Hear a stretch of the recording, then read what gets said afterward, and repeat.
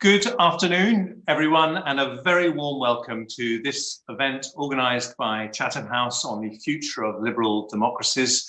My name is Jeremy Hunt. I've been organising this series of events with Chatham House, and we have been reflecting on the big issues facing the planet this century, one of which, of course, is climate change, which we're hoping COP26 will make decisive progress towards at the end of this year in Glasgow.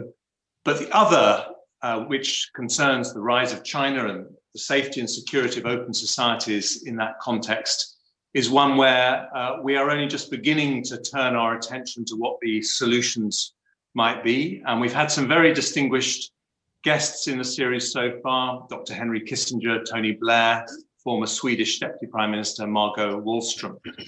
But none of them have attracted as much interest as our guest today. And we are absolutely delighted to welcome Hillary Rodham Clinton, who had a decisive impact on global affairs during her time as US Secretary of State. I'm going to ask William Hague to introduce her and indeed to conduct the discussion with Secretary Clinton.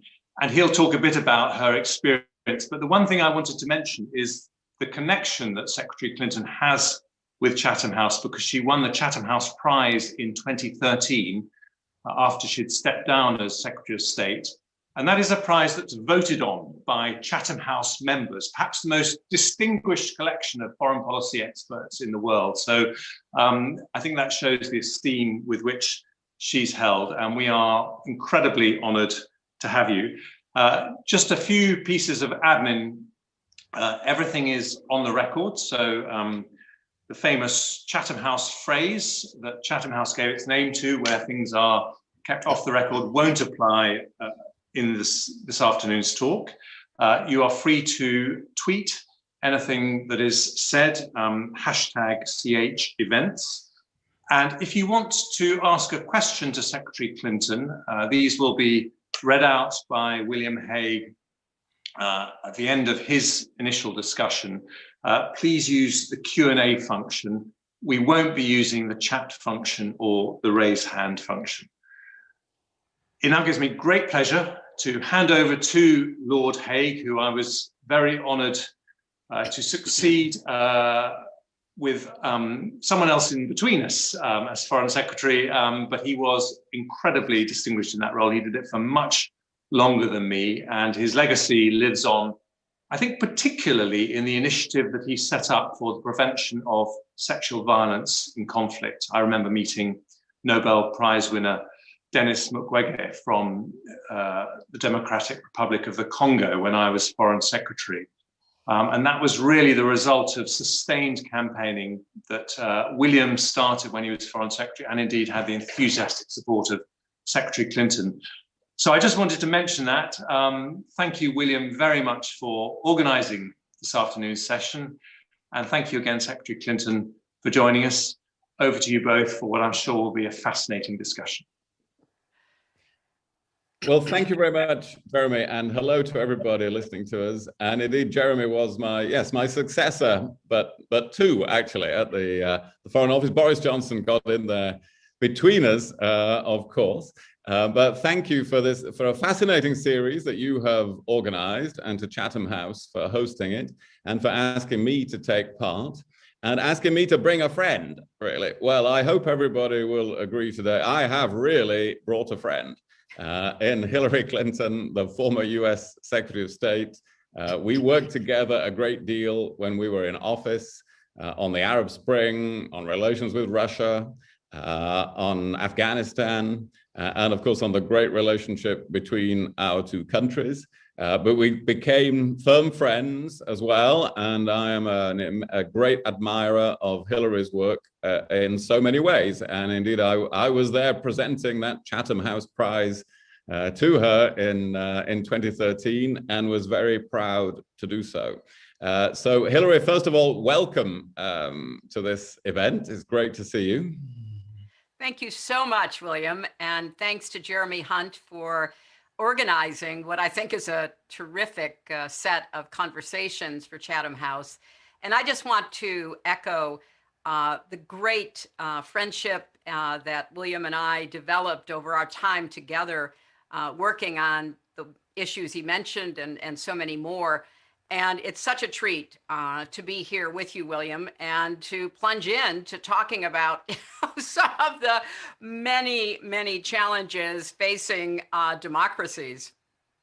Well, let's plunge in, thank you, to this vast subject of the future of liberal democracies. And I thought we might start on the global condition of democracy, our overall assessment of that, because since you and I were in office, the Arab Spring has turned to dust in most respects. Russia has become more authoritarian. China has turned in an even more totalitarian direction. Global surveys have shown youth satisfaction with democracy in decline. The US Capitol itself has been stormed by a mob refusing to accept the result of an entirely fair election. So I think we have to ask the question, are we in a crisis of democracy? If not, what would a crisis look like? How do we think about the global condition of democracy to begin with? I do think we're in a crisis of democracy, and there are a host of reasons why that is so. Many of them internal and some very specific to democracies.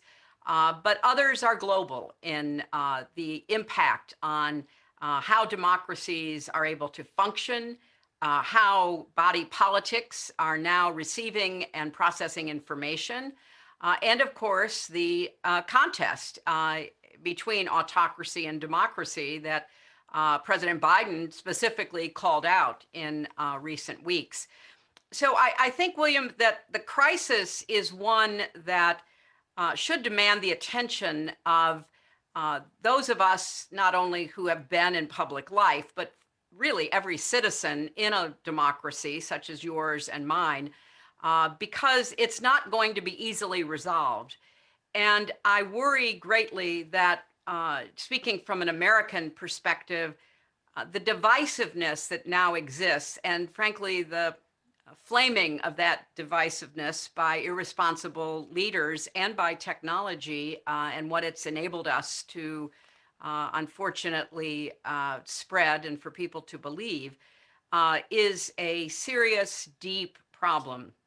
You mentioned the insurrection on January 6th.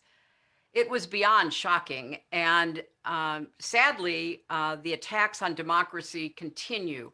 And it's not just coming from the former president. There are sadly a host of people who enable that in the public arena, in the media.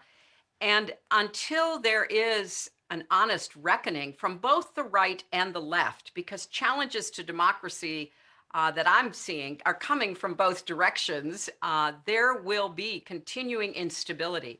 And finally, to your point about young people, when you think about young people and you think about young people, you know, in their early 20s and even younger, they've had a pretty tumultuous journey so far in life.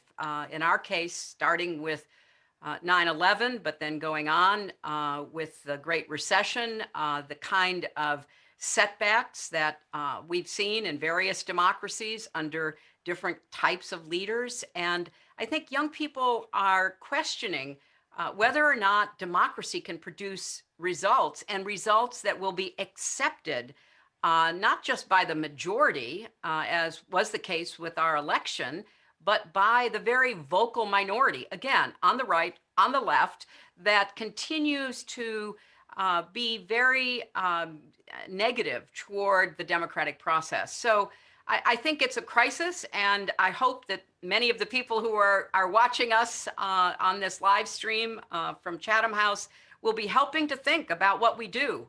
And first and foremost, it's a responsibility of leaders, but also of citizens. Well, let's think about some of the things we could do in response to some of the threats you've mentioned. And one threat that has preoccupied me is foreign interference in democracies. You have been on the receiving end of that, perhaps more than anyone else in the world. The Mueller report established that the Russian government perceived it would benefit from a Trump presidency and worked to secure that outcome, that a great many actions were taken by a foreign power in relation to the US presidential election. So now, if that could happen on such a scale in the 2016 election, let's discuss what we should do about that. President Biden has announced sanctions on Russia just in the last few weeks in relation to interference in American democracy. Do you think there is more that we need to be doing, given the repeated pattern of behavior by Russia and perhaps by Iran in other places in recent elections? Well, I do.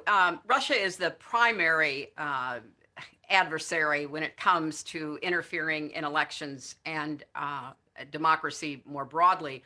But you're right to bring up Iran. I would add China, North Korea, anyone with cyber capacity who has seen how successful Russia has been, not only in the interference that has now been proven beyond a doubt in our election in 2016, but the continuing efforts to interfere even in the 2020 election, particularly the lead up to it.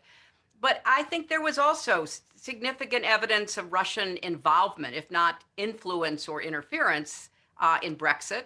There's a lot of evidence of Russian suborning elected officials throughout Europe, particularly in Eastern Europe. The Czech Republic has just thrown out a huge group of Russian intelligence agents. There is an effort by Russia to support political parties and candidates in Europe and elsewhere who they believe will favor their interests. So this is, yes, a very particular story about what has happened and is continuing to happen in the United States. So what can we do? Number one, we must demand leaders. Again, I don't care whether you are conservative, liberal, right, left. Leaders must be willing to stand up to and speak out against Russian interference, or frankly, interference from any foreign power, but let's focus on Russia.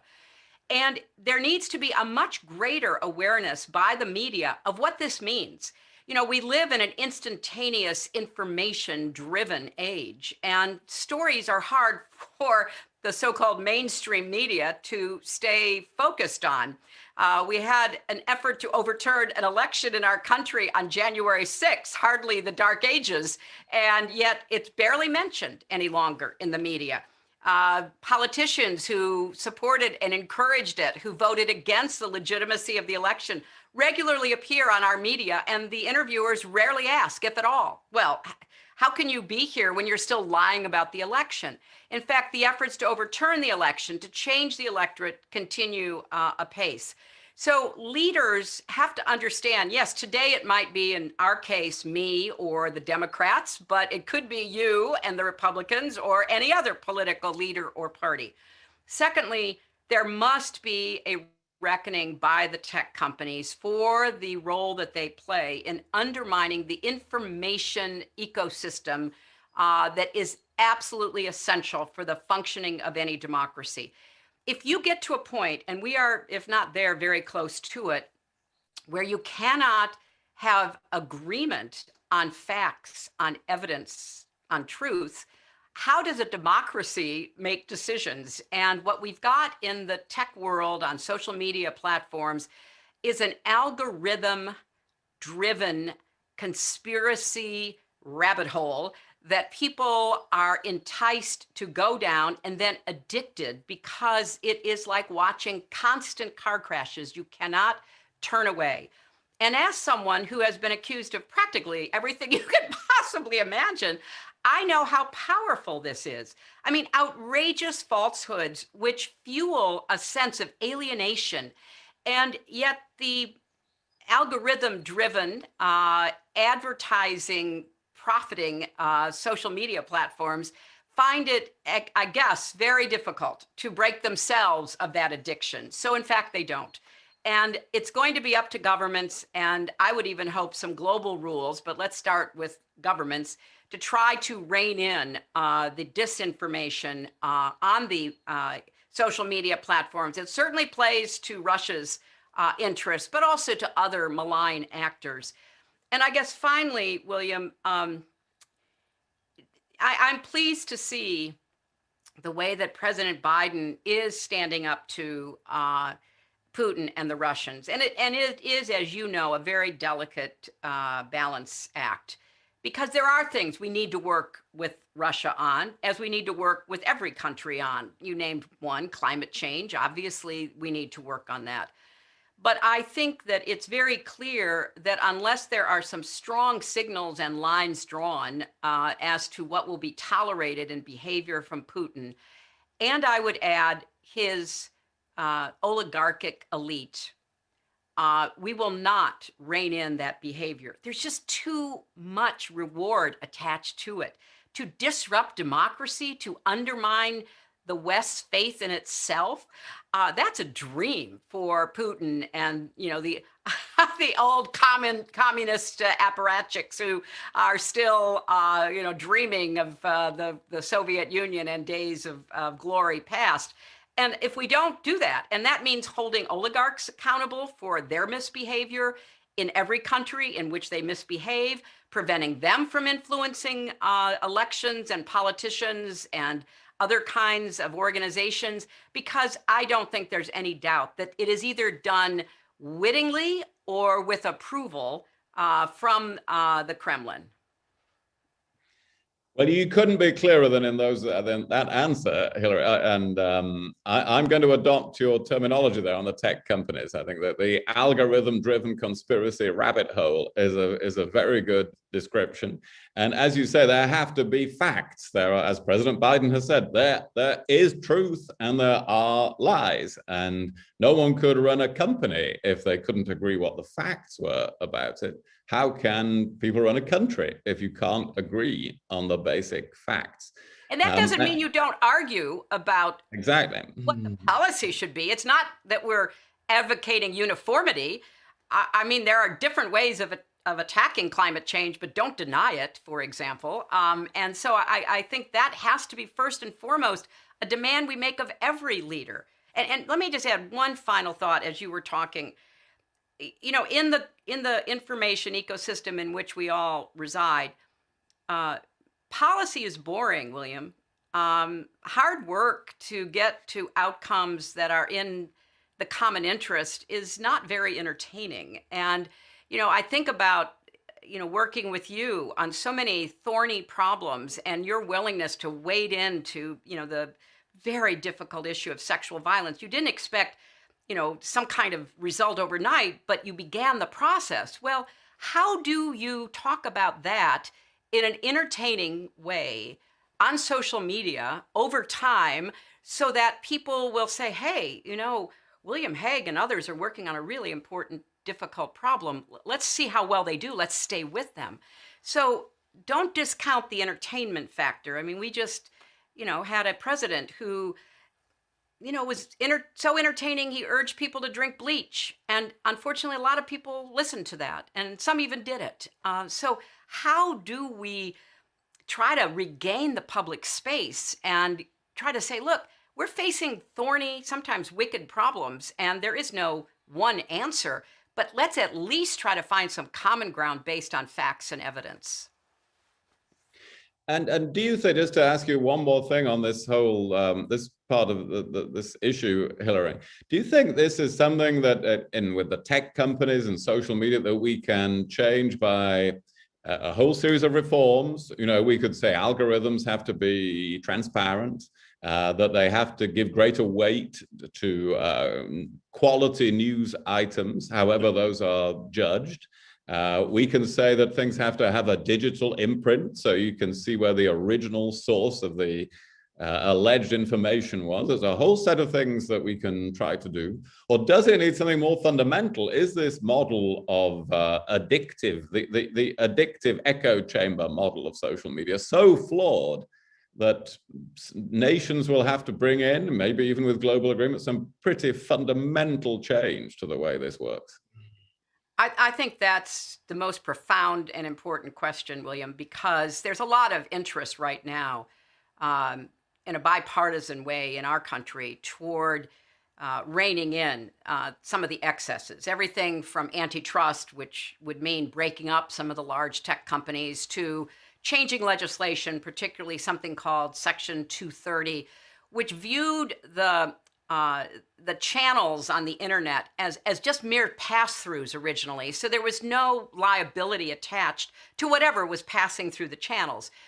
Well, that might have been acceptable 25 years ago, but once the tech companies discovered that they could basically take our data, all of our personal data, which we in the beginning has willingly turned over to them, but they could take it and sell it to advertisers to pitch products to us, then why not those who not only have a good or service to sell, but an ideology or a religious point of view or a political candidate or party? So the fundamental structure of the way these tech companies operate in what is called by one very astute analyst surveillance capitalism is so ingrained in how they function that it's a legitimate question. Can we make changes legislatively and through regulation and require some kind of at the end of a liability-free atmosphere that they currently operate in, if they are putting out all of this stuff into the atmosphere? Or do we have to go deeper into the structure of what has been created? A lot of really smart people are thinking about this. I don't know that there's a consensus yet, but for all of our sakes, and particularly for the sake of illiberal democracy, we need to get to some answers. And the final point I would make is the autocracies have seized on this from the other end of the telescope. China is creating the most effective surveillance state in the history of humanity. And they are using technology that has largely been discovered and produced in the West. And they are able to scan tens of millions, hundreds of millions of people's faces, keep track of people, hold them accountable for what they consider good deeds or bad deeds. It's quite astonishing. It is so much of, Brave New World, 1984, that we are going to see the Chinese people constantly surveilled. And they are doing it in the name of the Chinese Communist Party to maintain control, to squash dissent, to punish anyone who steps out of line and reward those who don't. So you've got these two extremes. You've got a kind of anarchic, anything goes ecosystem where the worst lies and the craziest conspiracy theories and the most horrible, hateful accusations can be made, and no one's responsible for anything. And then you've got the very tightening down, using technology to control a huge nation, and others will follow the Chinese model. So we really do have to figure out the best ways to address this. I'd love to see the UK think of how best to do it under your system. I hope that we will get something out of Congress and the Biden administration, because this is a train that is out of control. Okay, well, there is a fundamental issue for the future, necessary, in your view, in my view as well, actually, for the survival of liberal democracy in any form that we can recognize. Let's move on to, you mentioned, you were very kind mentioning my work on preventing sexual violence and conflict, and Jeremy mentioned that. And I want to invite you to think about this more inspiring aspect of democracy, which is that democracy can aspire to improve the condition of humanity. It's in democratic nations that we embark on that sort of work. I haven't noticed any dictatorships who lead the way in the empowerment of women across the world. And this, for you, you have described this as the great unfinished business of this century, the social and political empowerment of women. Now, this is something, isn't it, that democracies can now advance together. The Biden administration has come in, committed to many good goals on this. We can again have American leadership in this field. So here, we've been thinking about the dangers to democracy. But we also have opportunities and responsibilities to improve the wider condition of humanity, and only democracies can lead the way. That's absolutely the case. And again, I thank you for your groundbreaking work. And what I want to add to the clearly aspirational human rights objectives, particularly when it comes to women's rights and full participation in society, that only democracies care about and only democracies are willing to support and promote. This is not just about lifting up women's status in faraway places for the sake of doing it, although I would argue that's a good cause and we should.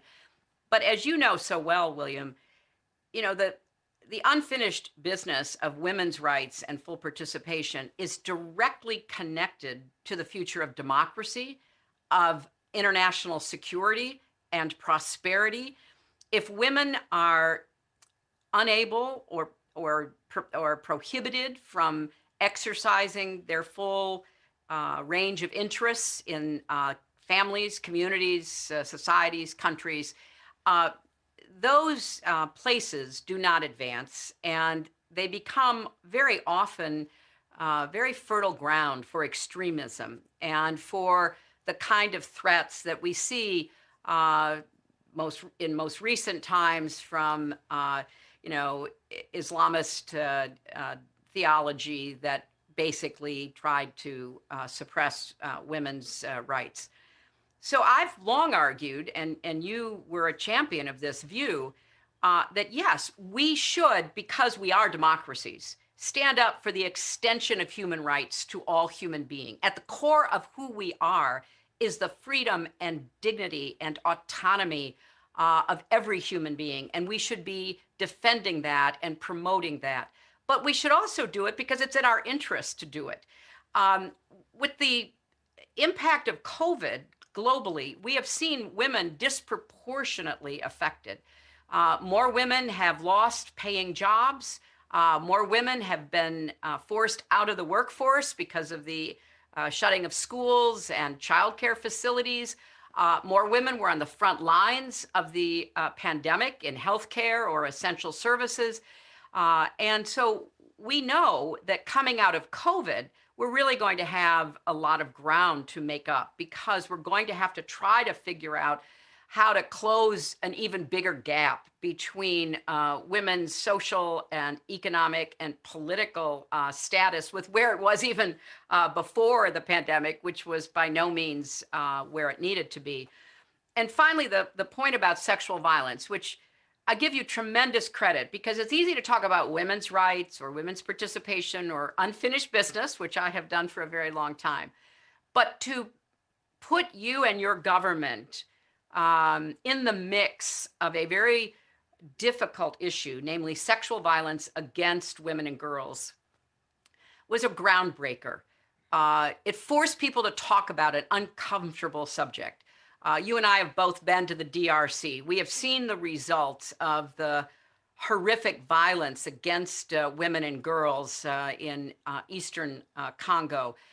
We've been to refugee camps. We know that rape is a tool of war and conflict all over the world, and we know the impact that has. We know the rise in domestic violence, particularly during this pandemic, has been quite astonishing and dreadful. So focusing on this most basic deprivation, invasion, attack on women's rights, their freedom and their dignity is critically important. And then we put it in the midst of all the other issues that still are part of this unfinished business agenda. Well, thank you. And my experience was that it's only when a major country really gets involved in an issue like that and takes a lead that the rest of the world feels free to pursue it. And I certainly hope the UK or the US can do that again on gender-based violence and many of the issues that you've mentioned, hopefully at the G7 and other opportunities coming up. And let me ask you, in relation, it flows naturally from that, about where we have achieved advances for women's rights, such as in Afghanistan. Well, we're now leaving. Now, you and I were part of the NATO decision to draw down the huge NATO forces that were there 10 years ago and build up the Afghan security forces.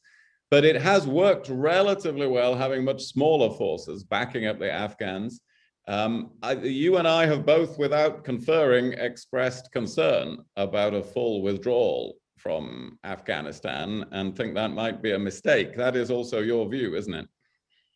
Well, I think it's a wicked problem. I've said that, and because it is. And yet I also think now that we are in the process of withdrawing, and obviously it's not just the US contingent, but the NATO troops and many contractors, if not all, civilian employees, even the sizes of our embassies, then I think we had better pay very close attention to two continuing serious challenges. The one you mentioned, what will happen to the people of Afghanistan if there is a takeover and a collapse of the government through much of the country, if not all, by the Taliban? I have no doubt in my mind that is their objective. They are going to do whatever they can to reinstate their emirate, as they called themselves back in the 90s and early 2000s. And I think that the impact on the country, which has made a lot of positive changes, and people sort of rush over that. Oh yeah, okay, fine. Girls are in school. In fact, more children, boys and girls, are now in school.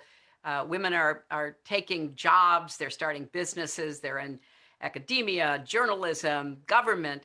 People act as though, well, that's fine. Now we've done our part. Let's go. The problem, of course, is that there's no assurance whatsoever that any of that would continue after a Taliban takeover. And of course, I worry about the resumption of civil war, because there are still geographic areas and ethnic groups within Afghanistan that will themselves, for their own reasons, fight against a Taliban takeover. So therefore, what do we do? Those of us who've invested the blood and treasure of our soldiers and our citizens, I think first, we must make sure that we provide exits through visa and other asylum programs to the many people who worked for us, for the United States and for our NATO allies. There were thousands of people working for our militaries, working for our embassies, working for, various contractors and businesses and nonprofit institutions. They will be the first targets of a Taliban takeover, and I don't want to see them left to that fate. There will also be, I'm afraid, a very big refugee outflow. If you look at the outflow of refugees during their civil war, it was hundreds of thousands, if not a few million, going into Pakistan, going into Iran, going even further to Europe and elsewhere. And we're going to have to be willing to deal with that. So this whole question that most particularly impacts women, but really impacts the entire country in the face of a recalcitrant, returning Taliban, is something we cannot walk away from. The second and equally concerning consequence is the return of Al-Qaeda, the Islamic State, to Afghanistan, where sadly, they might well be able to plan and carry out additional attacks against our countries and others in Europe and elsewhere. I think here, what's most troubling is ever since 2001, when George W. Bush demanded the Taliban renounce Al-Qaeda, until literally last month, the Taliban has refused to do so. They have never broken with Al-Qaeda. They say things like, well, we're going to run the country. We will be, the government, or we will be in coalition with others, but they don't ever renounce Al-Qaeda. We assume that the current leader of Al-Qaeda, Zawahiri, is somewhere in Afghanistan or Pakistan. We assume that it will just be too great an opportunity not to try to reconvene within Afghanistan. And then, of course, the presence of the Islamic State, which in many places already is in competition with those who have pledged their allegiance to al-Qaeda. So I think there's a lot to be worried about. As I say, the decision's been made. And, for many reasons, it was embraced by many sensible, thoughtful people.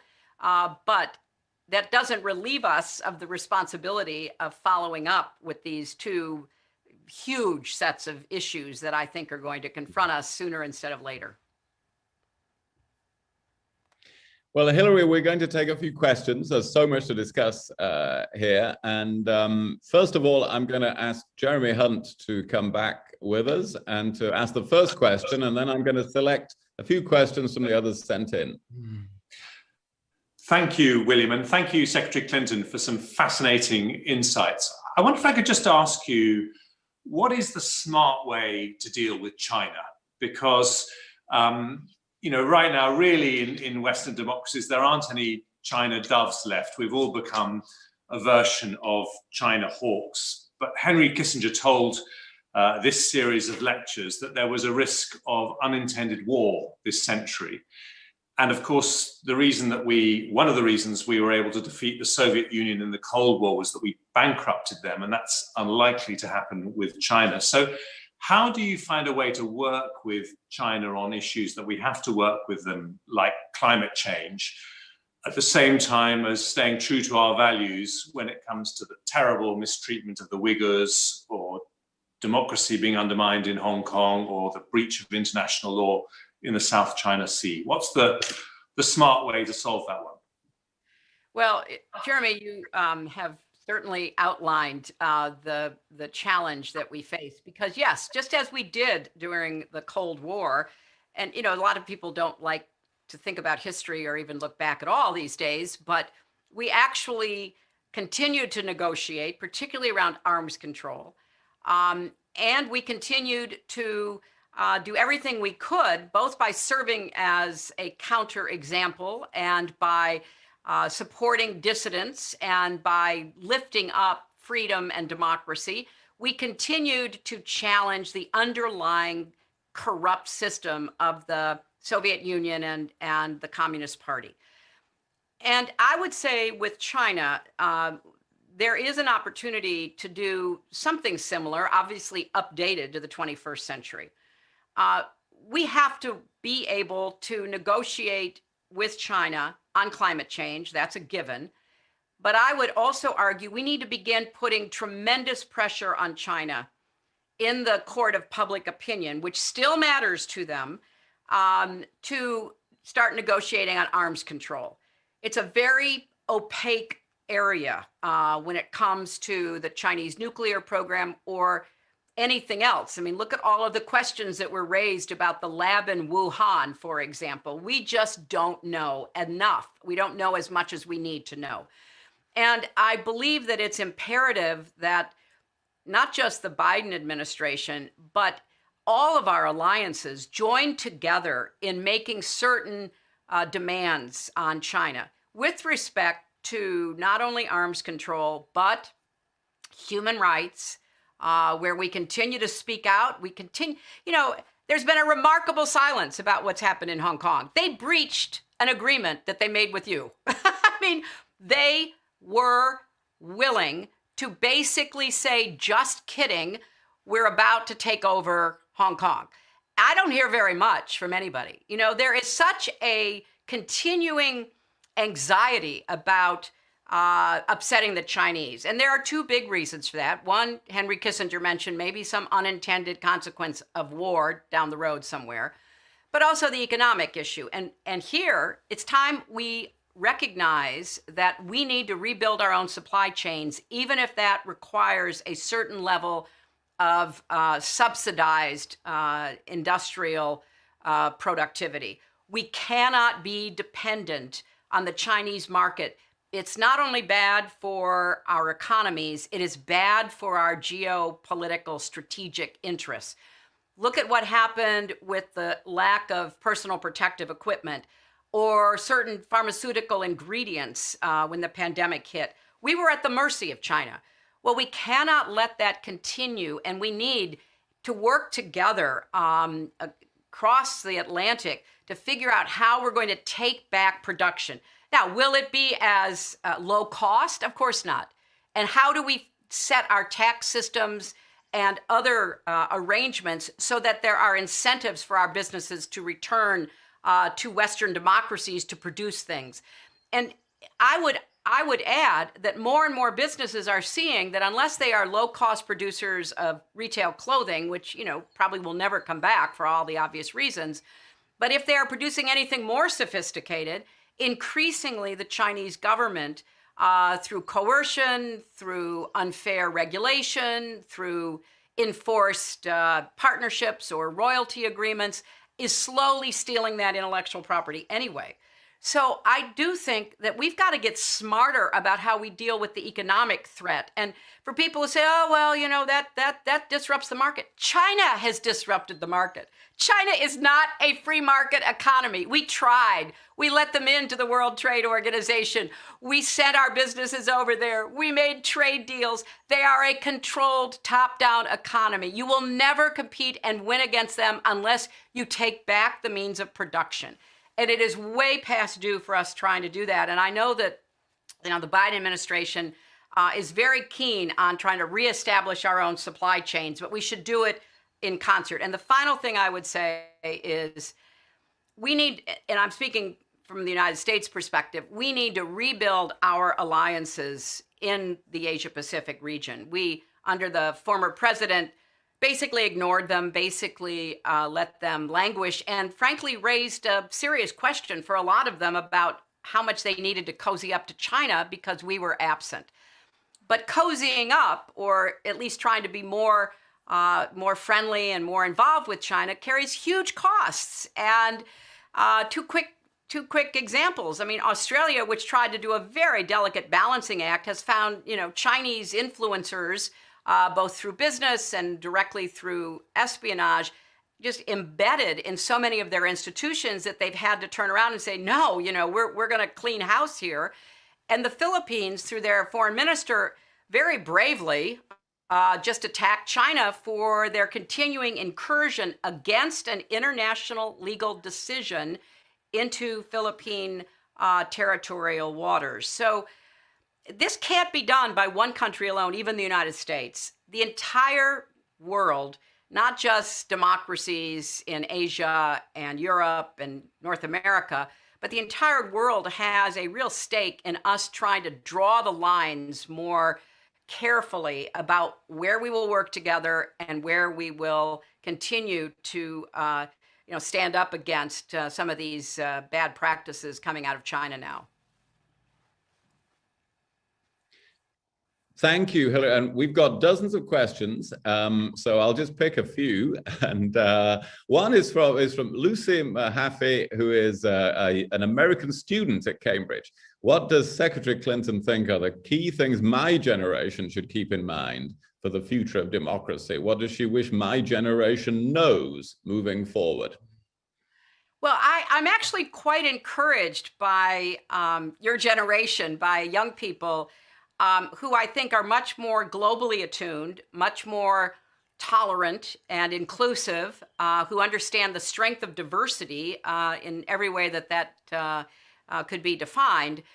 So there's a lot of good, positive actions that I see. And in my own country, as you know, the protests against the killing of George Floyd and others were led by young people. The protests for changes in climate policy. I mean, there's a lot of great activity happening in the younger cohort of people.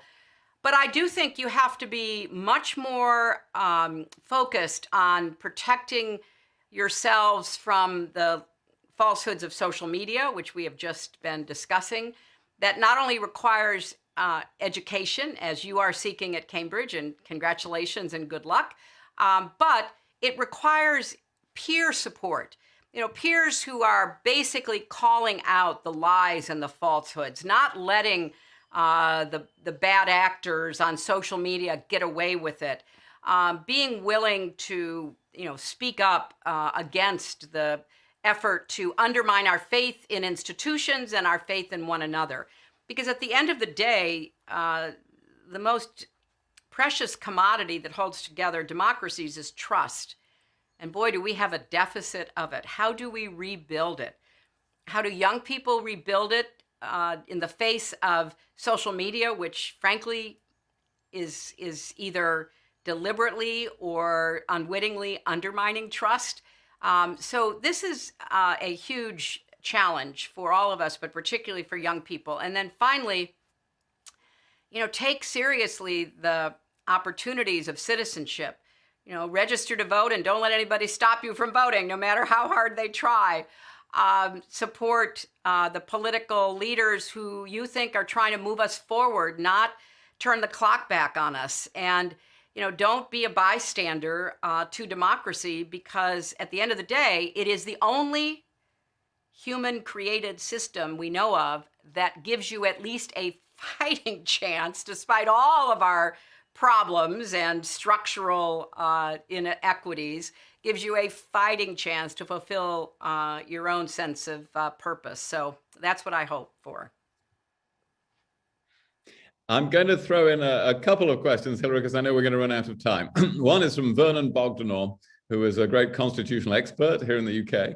He says there's some talk in Washington of a League of Democracies. Is Secretary Clinton sympathetic to that idea? And if so, what purpose would such a league serve? And then there's from Hamish Kinnear, we talk about a crisis of democracy, but populist leaders have won office through free elections.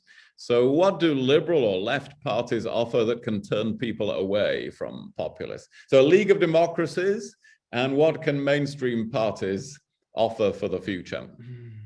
Well, on the League of Democracies, sometimes called an alliance or a community of democracies, that was actually an idea that was first generated by Secretary Madeleine Albright during the Clinton administration in the 90s. And we carried it on for a while. In fact, as Secretary of State, I attended one of the gatherings that was held in Poland, and we were particularly focused on the new democracies in Africa, Asia, Latin America, or the returning democracies in some cases.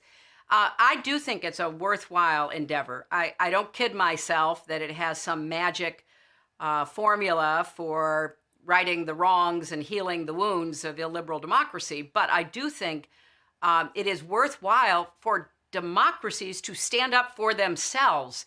Quit being cowed or ambiguous about the value of democracy. I mean, we keep, as I said, getting hit from the right and the left about all the problems in democracy. I think it's time for those of us who can't think of a better alternative to start standing up for democracy. And that leads me to the second question. When I was Secretary of State, I used to pay particular attention to those countries that held free elections. And then we used to say that they were one and done. They held the election. They elected somebody who people thought was, a Democrat of the right or the left, maybe populistic in policy and rhetoric, but nevertheless part of an electoral system. And then that person began to become more and more authoritarian, more willing to go after the press, more willing to go after political opponents. And we've seen that. We've seen that most dramatically in Europe and Hungary, but unfortunately there are a few other places that are showing worrisome tendencies. So look, as I said earlier, populists are entertaining. People can't turn away. If you're willing to say anything without regard to truth, fact, evidence, reality, then, my gosh, people are thinking, how authentic, how real. Or maybe this person is saying what I was thinking. It's very entertaining. And so I'm not advocating that people from the center left or the center right of our political parties don't try to be more effective, but you can't go as far as the other side does without becoming just a copycat. So it requires a very clear sense of how better to communicate using every tool that we possibly have. You know, I for most of the 2020 campaign, thought that Joe Biden was the best person that we could, as Democrats, nominate to beat Trump because, number one, he was familiar. People had some sense that he'd been around for a while, so he wasn't new and untried, and that was a good contrast with Trump. He early on said we were in a fight for the soul of our nation, which, you know, some sophisticates said, oh, how extreme, or, you know, really that's too far. I thought it was right where it needed to be, because you know what? We were in a fight for the soul of our nation. And I think Biden ran a textbook perfect campaign to reassure people, to encourage people who had seen what Trump had done, that there was a better way. But look how many more votes Trump got. You know, I beat him by 3 million votes in the popular vote back in 2016. But he improved by about 7 million plus votes.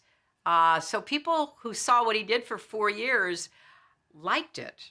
Now, luckily for the United States and our future, Joe Biden did even better.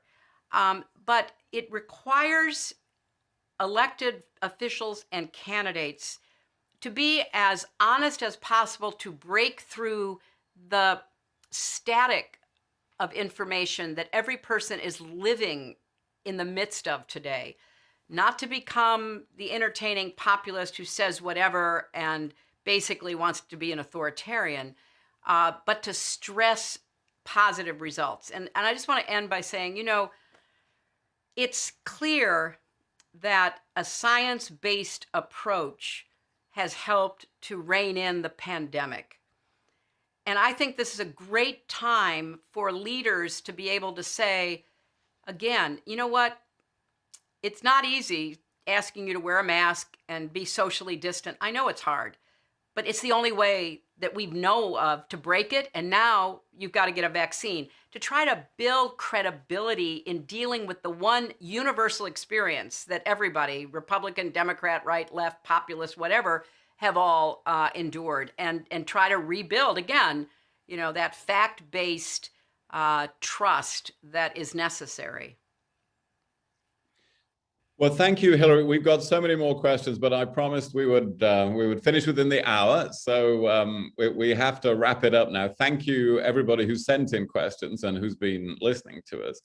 And thank you above all to you, Hillary, for your clarity, your commitment, your integrity. I think anybody who didn't know you on this call would see why I am such a fan of yours and have strongly supported what you've been doing for so many years. And we're grateful to you for taking the time. You could easily say you don't do these things anymore, but you take the trouble to pass on your experience and to give your views on the basis of such vast experience to all of us. So for everybody at Chatham House and associated with it, I know they will be very grateful. And I've really enjoyed being able to have this sort of discussion with you. Again, we had many discussions in the past. So we're immensely grateful. Thank you to Jeremy Hunt, and thank you for your time. Thank you all very much. And our meeting is closed. Thanks very much, everybody. Have a good evening.